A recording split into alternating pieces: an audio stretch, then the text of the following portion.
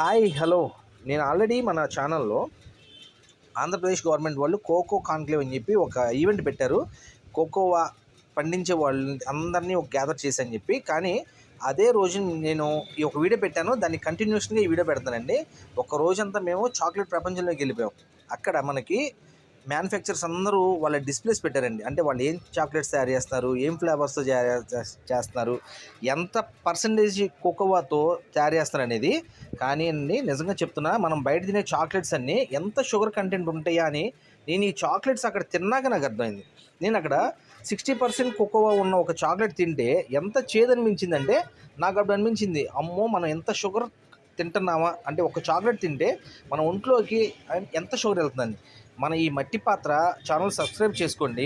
దీంట్లో మనకి న్యాచురల్గా హెల్దీ వర్షన్లో ఏదైతే దొరుకుతుందో నేను అన్ని వీడియో చూపిస్తుంటాను.